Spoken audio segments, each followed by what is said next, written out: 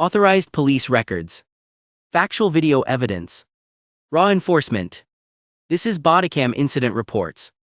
Drop the cutters! Step back from the bike, now! Officer, the lock cylinder is jammed. I have the receipt in my pocket. I said turn around and face the wall! You are misreading the situation. Stop resisting! At 6:15 p.m., Mark Reynolds stood on the sidewalk outside the municipal library. He was leaning over a steel bike rack, both hands gripping the rubberized handles of heavy industrial bolt cutters. He pressed the forged steel jaws against a U-lock that secured a matte black gravel bicycle to the rack. The lock's internal cylinder was permanently seized. A broken key was jammed deep inside the tumblers. Mark adjusted his footing, braced his boots against the concrete, and drove his weight downward. The metal groaned, but the shackle didn't snap. He exhaled, releasing the tension to adjust his grip. Half a block down the avenue, a marked Ford police interceptor rolled through the evening traffic. Officer Thomas Carter was behind the wheel. Through the passenger window, he spotted a man in a gray hooded sweatshirt, applying heavy tools to a high-end bicycle. Before we see the exact second this cop threw his career away, drop a like, hit subscribe, and tell me in the comments, where are you watching from? Carter didn't touch his shoulder radio. He didn't call dispatch to report a suspicious person. He didn't request a secondary unit. He wanted the caller, and he wanted it fast. He cranked the steering wheel, throwing the heavy cruiser into park at a sharp angle that completely blocked the bike lane. He stepped out onto the asphalt, leaving his door wide open.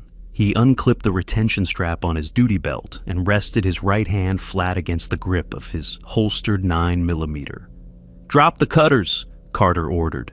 It wasn't a request. It was a loud, aggressive bark meant to dominate the street noise. "Step back from the bike, now." Mark stopped pushing on the handles. He turned his head and saw the officer. He didn't panic. He also didn't instantly drop the heavy steel tool onto the concrete, knowing it could bounce. He maintained eye contact, slowly bent his knees, placed the bolt cutters safely onto the pavement, and stood back up. He kept his hands completely empty, palms open and visible at his sides. Carter perceived this calculated delay as active defiance. "I said step away from the bike," Carter shouted, aggressively closing the distance. "Keep your hands where I can see them."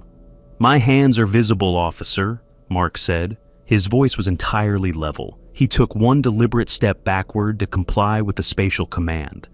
"The lock cylinder is completely jammed. I am cutting my own property." "Do not speak! Turn around and face the wall," Carter yelled. The officer's breathing was already accelerating. His adrenaline was spiking purely from his own shouting. "I have the purchase receipt for this bicycle in my pocket," Mark continued calmly. He refused to turn his back on a highly agitated armed officer. "My identification is right here. Just let me—" "I said turn around," Carter barked, his hand gripping the butt of his sidearm. "Officer, you are misreading the situation," Mark stated, holding his ground with his hands raised to his chest. "If you just let me reach into my— Show me your hands. Turn around. Do it now." Carter was issuing rapid, contradictory commands. He wanted Mark to face the wall, but he also demanded to see his hands. He wanted compliance, but he wouldn't allow Mark to speak. Mark stood still, keeping his empty palms facing forward, attempting to de-escalate the officer's manufactured panic. "Take a breath, officer," Mark said. "Just listen to what I am telling you." Carter didn't listen. He perceived Mark's stillness and verbal pushback as a direct threat. He abandoned verbal commands entirely and moved directly to physical force. Carter crossed the remaining space in 3 heavy strides. He reached out, grabbed the thick fabric at the collar of Mark's hoodie, and shoved him violently forward. Mark slammed chest first into the library's exterior brick wall. The impact was jarring. The rough masonry tore the skin on his right cheek. It was a blind, heavy hit. Instinctively, Mark brought his hands up to chest level, pressing his palms against the brick to push off slightly and protect his face from a second impact. "Stop resisting," Carter screamed. He instantly treated a natural, biological defensive reflex as a calculated physical attack against a police officer. Carter stepped his heavy-duty boot behind Mark's left ankle, kicked the leg outward, and pulled backward with his upper body. The takedown was abrupt and brutal. Both men crashed onto the concrete. Mark hit the ground hard. The breath was forced out of his lungs in a sharp gasp. Before he could recover or draw a breath, Carter drove his heavy knee directly into the center of Mark's spine, pinning him flat to the cold, abrasive sidewalk. "Give me your hands," Carter yelled. He grabbed Mark's left wrist and twisted it painfully upward toward his shoulder blade. Mark didn't tense up. He didn't fight the leverage. He knew exactly how the system worked, and he knew exactly what was happening. He let his arm be moved. Carter pulled his handcuffs, locked the first steel bracelet onto Mark's wrist, and ratcheted it tight until it bit into the skin. He yanked the right arm across Mark's lower back and secured the second cuff. Carter was panting heavily, kneeling with his full weight on Mark's spine. The officer was visibly shaken by his own manufactured adrenaline. Mark lay perfectly still. His scraped cheek was pressed firmly against the sidewalk. A drop of blood pooled near his mouth. He was locked in steel cuffs, immobilized under a 200-pound patrolman, but his voice was completely steady. "You didn't ask a single question," Mark stated from the pavement. "My wallet is in my right back pocket. Pull it out and look at who you just tackled." Carter remained kneeling on Mark's spine for another 10 seconds, letting his own accelerated heart rate settle. He finally unclipped his shoulder microphone, performing the action he should have taken before he ever stepped out of his patrol vehicle. "Dispatch Unit 7, one in custody at the municipal library." "Copy, 7," the dispatcher's voice crackled through the external speaker. Carter grabbed Mark by the upper arm and the steel chain of the handcuffs. He hauled him upward with entirely unnecessary force. Mark grunted as his shoulders were wrenched backward, but he found his footing. Carter immediately shoved him forward, slamming Mark face first against the side of the police cruiser. "Spread your legs," Carter ordered, kicking Mark's ankles apart. Mark complied silently. His right cheek was swollen and scraped raw. A thick drop of blood fell from his split lip, splattering against the white paint of the cruiser's door. Carter began a rough pat-down. He checked Mark's waistband, patted down his legs, and then shoved his hand deep into Mark's right back pocket. He pulled out a thick black leather bifold wallet. "Let's see exactly who we have here," Carter muttered. His tone dripped with the arrogant certainty of a patrolman who believed he had a solid felony collar secured. Carter stepped back. He flipped the leather wallet open. Tucked into the primary cash slot was a sharply folded piece of heavy stock paper. Carter pulled it out and flicked it open with his thumb. It was a printed commercial invoice from a local cycling boutique. Carter's eyes scanned the invoice. Paid in full, $8,250. Directly below the price was a printed serial number, TX-994-Alpha-7. Carter stopped. He looked at Mark, then at the bike leaning against the steel rack. Carter walked over. He knelt down, pulling a flashlight from his belt. He shined the bright white beam directly onto the underside of the bicycle's bottom bracket. The steel was deeply engraved, TX-994-Alpha-7. Carter turned the flashlight off. He stood up. The rush of adrenaline in his chest suddenly turned to acid. It was a bad caller, a massive liability, but Carter's mind immediately pivoted to self-preservation. He could still spin it, charge him with resisting, secure the scene, and bury the details. He just needed the ID. He walked back to Mark. Carter looked down at the open wallet in his hand. He flipped the center leather divider to find the plastic identification window. The flap felt unusually heavy. Carter hooked his thumb under the leather sleeve and pulled it back. He didn't find a New York State driver's license. He found a piece of solid die-cast metal securely pinned to the leather backing. The streetlights caught the polished gold surface. In the center was the heavy, unmistakable seal of the state of New York. Surrounding the seal, filled with dark blue enamel, were 3 words: Assistant District Attorney. Officer Thomas Carter stopped breathing. His throat slammed shut. The aggressive, authoritative posture he had maintained for the last 5 minutes evaporated in a single heartbeat. The heavy gold shield felt like burning coals in his hand. The blue enamel letters blurred. Carter slowly lowered the wallet. The street around him suddenly felt entirely silent. The hum of the traffic faded into a high-pitched ringing in his ears. His left hand, still gripping the leather, began to shake violently. A cold sweat broke across the back of his neck.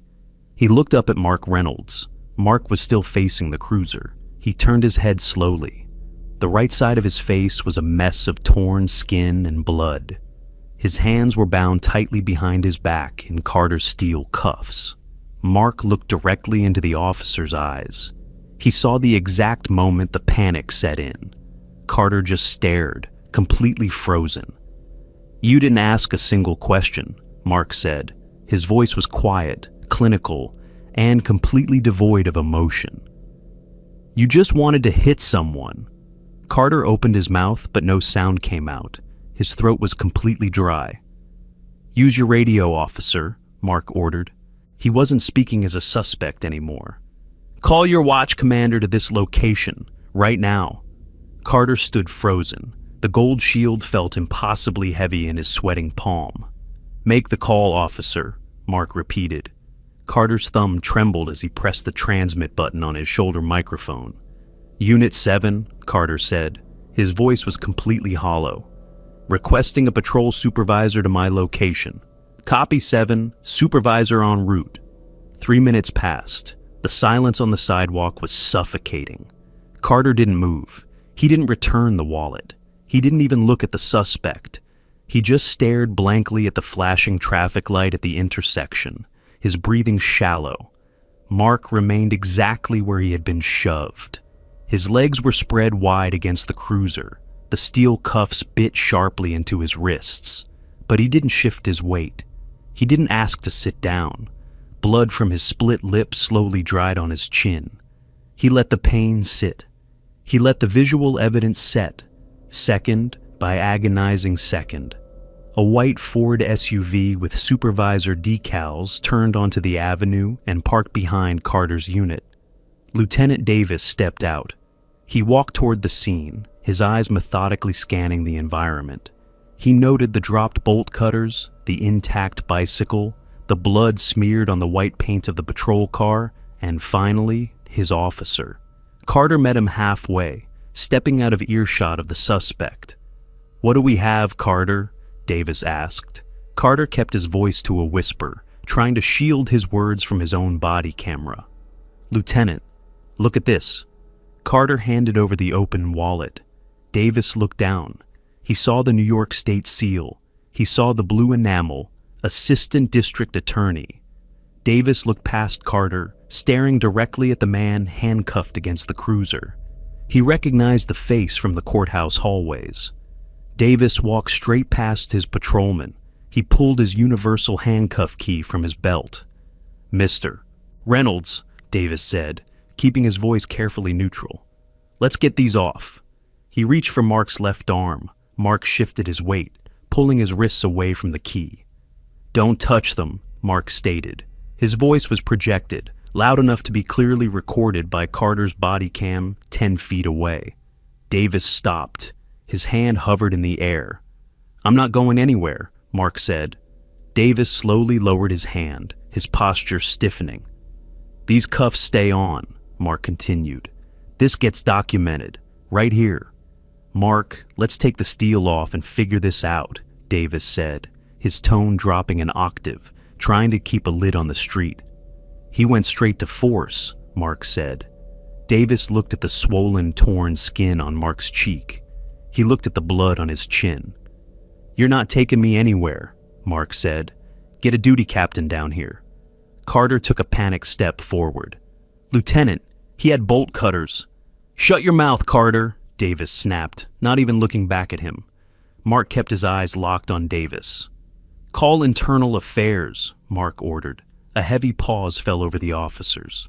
"Now," Mark said, "and don't touch his body camera." Davis involuntarily glanced at the black plastic Axon camera mounted on Carter's chest. Carter froze, his hand halfway to the device. The street was no longer quiet.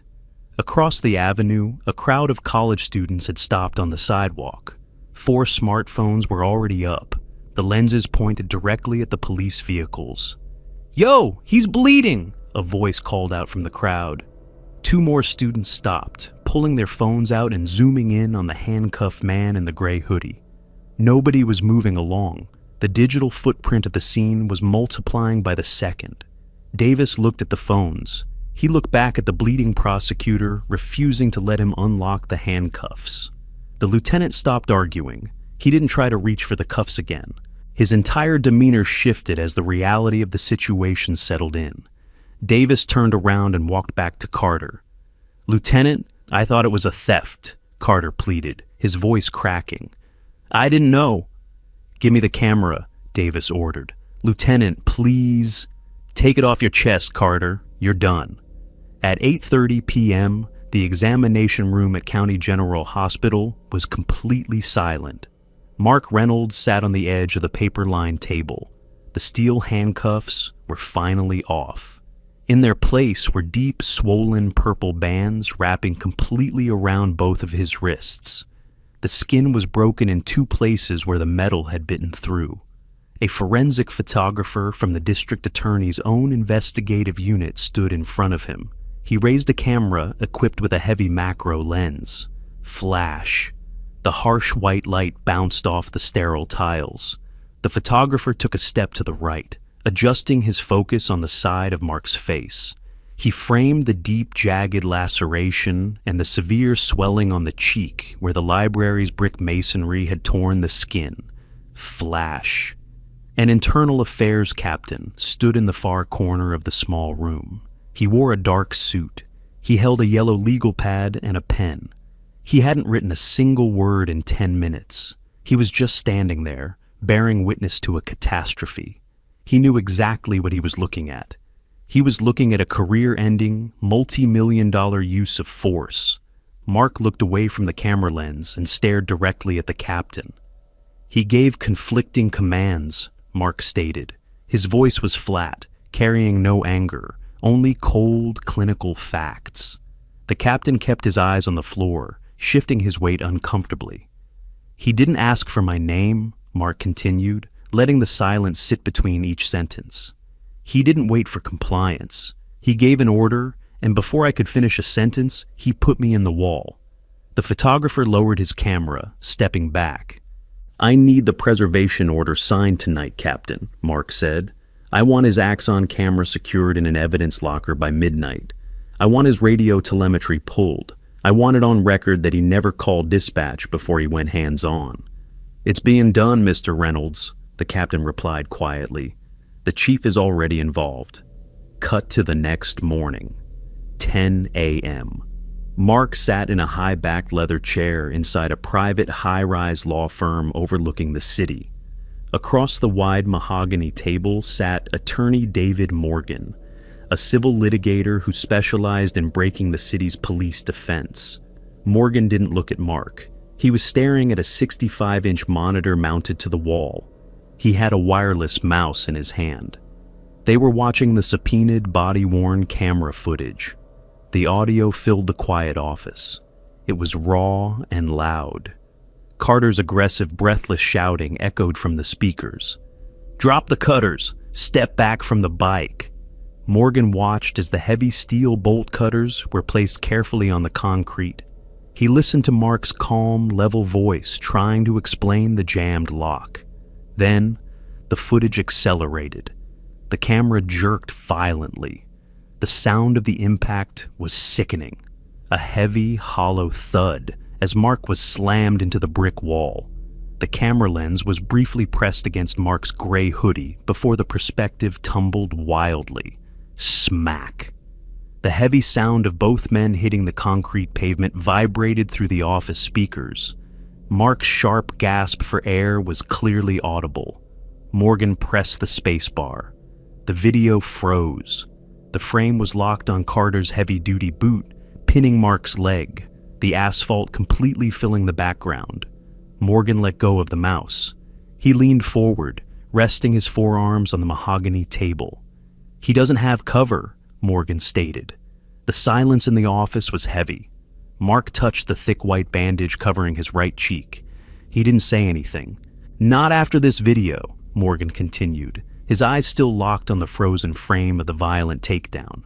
"He didn't have a reason to touch you. He didn't ask a single preliminary question. He just decided he wanted to hit someone, and he went straight to force."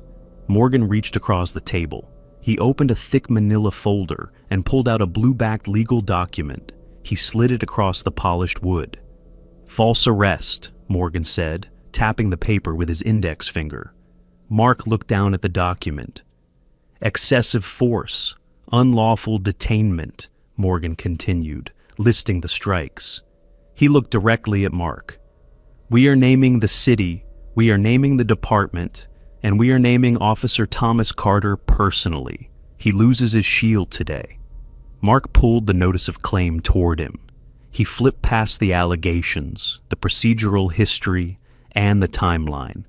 He turned to the final page, the prayer for relief. The damages were printed in a clear, bold, fixed-width font at the bottom of the page. $1,500,000. "The city's legal department is going to try to drag this out," Mark said, staring at the number. "They'll try to push it to discovery to bleed us." "No, they won't," Morgan replied with absolute certainty. "Because we have the second video, the footage of Lieutenant Davis pulling the camera off Carter's chest right there on the sidewalk. The watch commander knew on the spot that it was a catastrophic failure. It's on tape." Morgan picked up a heavy silver pen and held it out. "The city's risk management team is going to calculate the cost of putting this exact video in front of a civilian jury," Morgan said. "They will fold. They always fold when the tape is this dirty." Mark took the silver pen. He uncapped it and signed his name on the claimant line in black ink. "I have a courier waiting in the lobby," Morgan said. He took the document back, folded it sharply, and slid it into a heavy envelope. "This gets time-stamped at the city clerk's office before noon. Officer Thomas Carter gets a knock on his door from a process server by dinner time." 72 hours later, the glass-walled conference room in the city attorney's office was completely silent.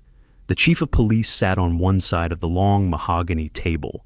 A representative from the police union sat next to him. Across from them sat the lead city attorney. A 65-inch monitor on the wall had just finished playing the body cam footage for the third time. "The union is asking the city to provide standard legal counsel for Officer Carter," the union rep said, breaking the silence. "It was a high-stress patrol environment. He made a split-second error in judgment." The city attorney didn't look up from his files. He didn't blink. "There was no split-second error," the attorney replied. His voice was entirely devoid of sympathy. "There was no stress until your patrolman manufactured it.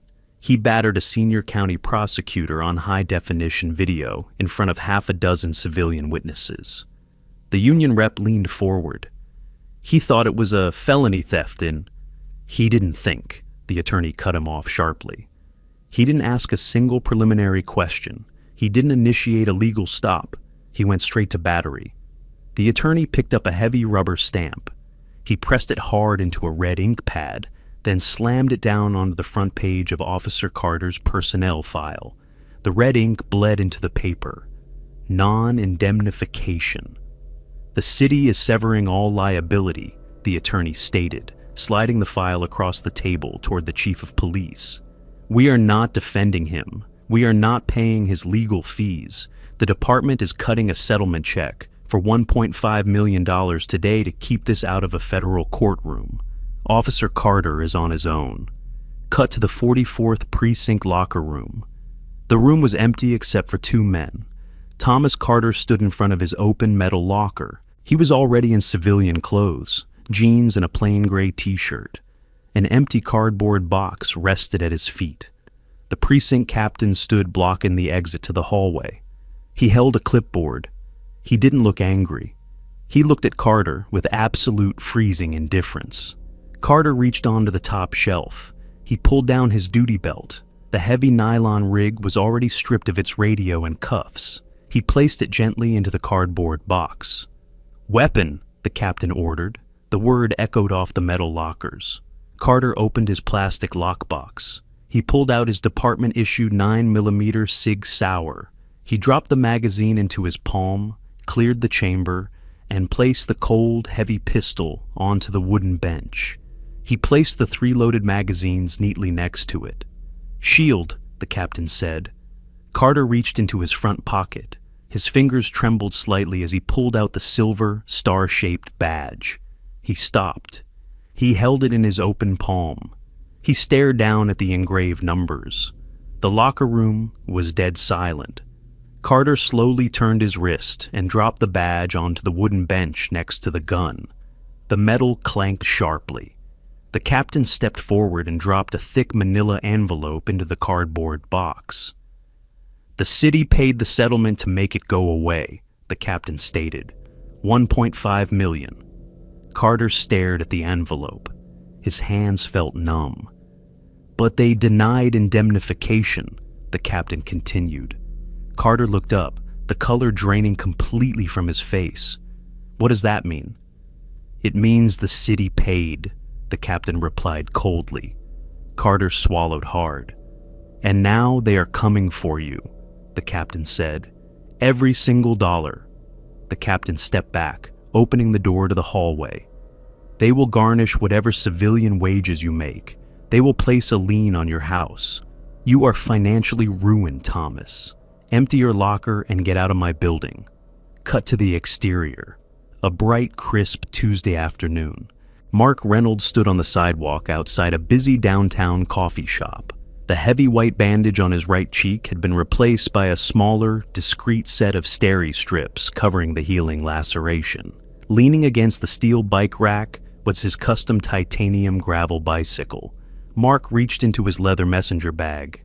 He didn't pull out industrial bolt cutters. He pulled out a brand new 12-pound maximum security hardened steel chain and a heavy armored padlock. He wrapped the thick chain around the bike frame, threaded it through the front wheel, and secured it tightly to the heavy municipal rack. He clicked the heavy padlock shut. It made a solid, metallic, satisfying sound. He slipped the key into his pocket, picked up his iced coffee, and started walking toward the courthouse. The camera stays fixed on the massive steel chain and the heavy padlock, reflecting the afternoon sun. He should have asked one question. Drop a like, hit that subscribe button, and let me know in the comments. At what exact second did Officer Carter realize his life was over? I'll see you in the next breakdown. This concludes our analysis. For ongoing access to verified footage, please like and subscribe. Thank you for following Bodycam Incident Reports.